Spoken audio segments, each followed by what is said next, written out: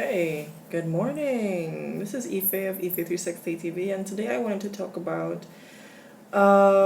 Wait a second. Wait. Can you see me? Hello? Hello. All right, today I wanted to talk about a topic someone brought up on my channel. So today, let me read what what the person said. So J. Lu, she said, why is it seen as impossible to walk around with your hair exposed to the elements when humans of old did? If we were in the wild and we had no combs or water or brushes or time to sit down and braid hair because we're running away from predators, I think our hair would do just as well naturally. So first of all, I laughed when I saw that. All right, so I'm not laughing at her. It's just the what she what she talked about. So if you're new to this live stream, please subscribe. Hit the thumbs up button to give YouTube an idea that the stream is going well, and it lets me know that you like the stream as well. So this is your first time watching. Thank you and welcome. Please feel free to type your questions below. But today I'm going to talk about leaving your hair wild and free. So as you can see, my hair I have it in some plaits or braids, and this is how I usually keep my hair. Hey, what did we do? Now, back in the day, as far as I've remembered and what I've seen and what I've read, and pictures or videos, indigenous tribes or wild tribes, they didn't really leave the hair wild and free. And if they did, they probably created instruments or created things. Of course, they don't look like modern day brushes or combs and stuff, but they created their own tools to take care of their hair. And even if you look at old videos of back in videos, I don't want to say back in the day, but if you look at videos of some tribes, even whether it's in Africa or South America or wherever, or even Australia, Aborigines, they do take care of their hair. They do groom. They do we call it protective styling, but they do braid each other's hair.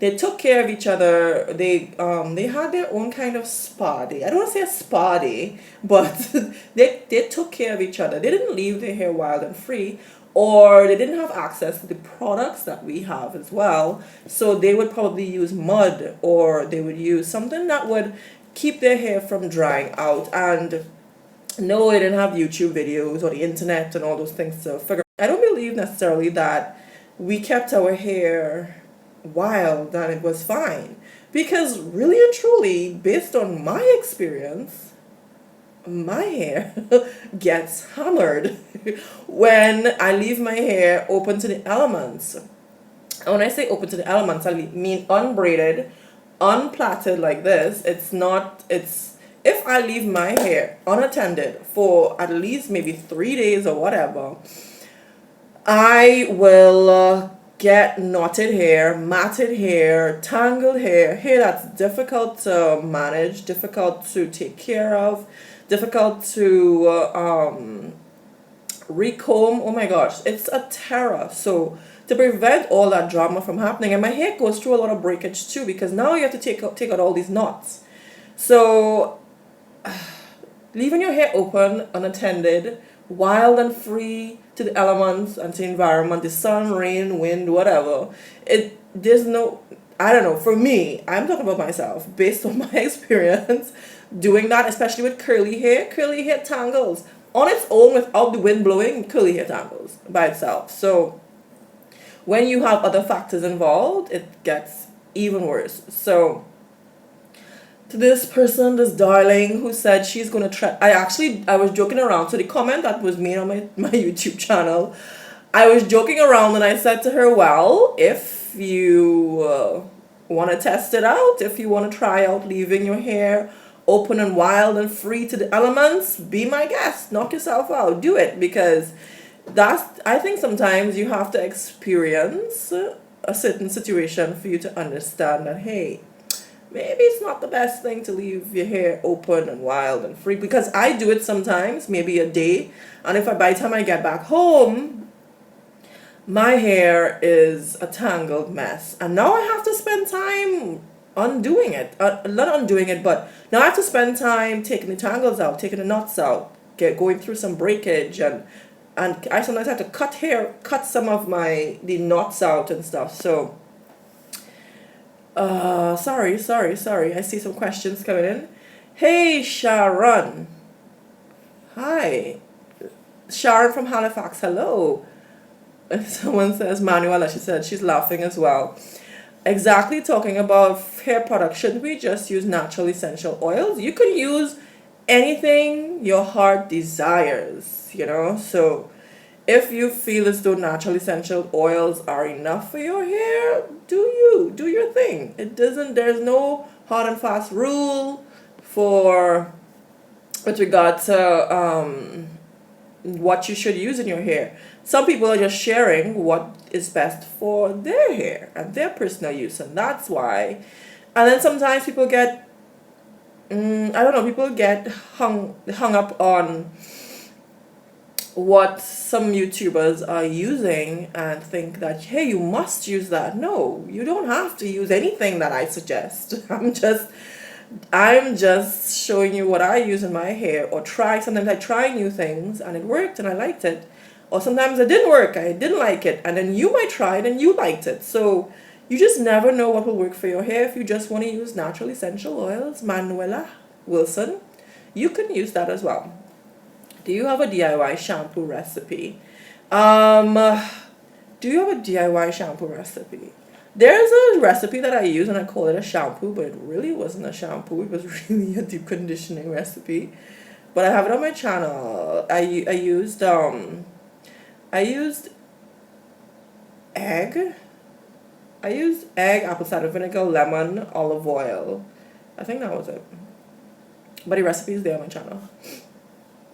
I did have tried that recipe about 2 years ago. But other than that, I don't have a DIY shampoo recipe. I cannot say your name. She says, yay, I finally made it to a live video. This is Tirsa from Maryland. We have the perfect combs called hands. Yes, definitely. Exactly. So going back to the topic of leaving your hair wild and free and the tools that you use, you definitely, and the tools that they used back in the day, and whether they not, because that's the comment that the person made, that back in the day there were no combs and no tools and stuff. So what did you use? Most likely they use their hands, or they created tools. They created tools for cooking. They created tools for warfare, for hunting. So why wouldn't they create tools for combs? Why didn't they to comb your hair, or brushes, or makeshift brushes? So sure, you could post more questions, Manuel, that's fine. So I really don't believe back in the day they didn't groom their hair, they didn't take care of their hair. They definitely did. They just may not have done it the way we do it in modern day. And remember, there are still tribes that live in the wild and free, and they don't have access to the products or the tools that we use, and they make do. And they take care of their hair. If you look at old documentaries or even modern day documentaries of current tribes, they groom their hair. They just don't use what we use. Okay? Sharon said, I started using your fenugreek growth oil in my hair. I have crochet braids in, but I've seen some improvement. Excellent. Thank you. Thank you for trying it, and thanks for letting me know how it's working out for you so far.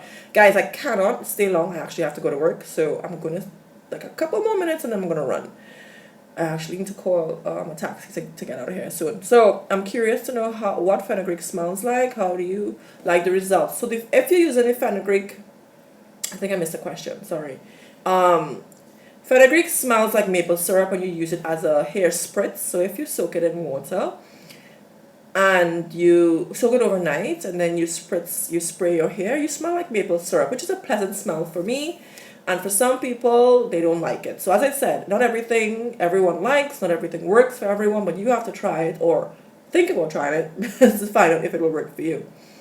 If it's in the oil, when you roast it in the oil, if you roast your seeds and then put it in the oil, it has like a curry smell.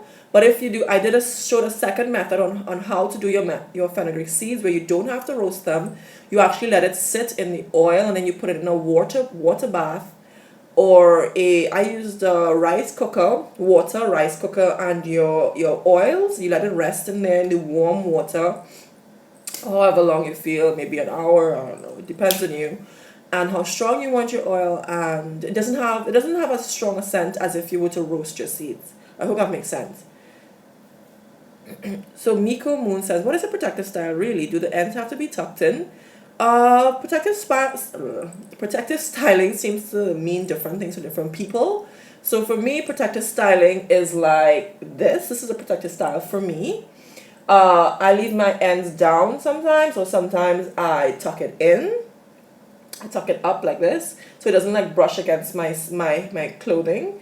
And then for some people, protective styling might be putting it in crochet braids, which I've never done, or doing those braids, those, what do you call those braid when you add extensions to your hair and braids. I've never done that either, but some people consider that as protective style as well.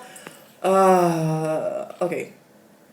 Or putting your hair up in a bun, that might be a protective style. So different people think of protective styling as different in different ways. Okay. Each person needs to learn their own hair and maintain it accordingly. Very good point. That's very true. Victorious in J. I think that's your name. All right. Fenugreek smells like syrup. Yeah, it does. I roasted the seeds at my boyfriend's house. Smelled like curry for 2 weeks. Yeah. So if you don't want that curry smell, you could just use if you have a slow cooker, a rice cooker, or just a pot of hot water. You can just rest it in the water and let it sit there for a while to let the nutrients seep into the oil. Hustle Organic says, how do you get your skin so clear? That's a really good question. Maybe I should do another live stream on that, but I drink a lot of water. I don't wear makeup. I think makeup affects your skin. Some people will come to me for that, but that's what I think. I don't wear makeup. I drink a lot of water. I party a lot. I go to a lot of parties, but I don't drink. So people get confused by that. They think I drink when I go to, but I don't really. I don't drink a lot of alcohol. What else? I actually don't get enough sleep, which is something that helps your skin as well. What else? I use grapeseed. Lately, I've been using grapeseed oil on my skin, but that's recent. But thank you. That's a good question. Hey, loving my hair 74. Hi. Yes, you caught me live, but the thing is, I'm leaving right now because I have to go to work. So I will catch you guys later. I'm so sorry to jump in quickly, but the stream was taking so long to get started. It cut into the time of the stream. But sorry, guys. I don't know. I don't have a clear schedule because things are so erratic since I moved, but I just want to jump on quickly to talk about the topic. If you missed what we talked about, when living in China and being black, okay, that's a totally different video. I have to go. Another time, I will.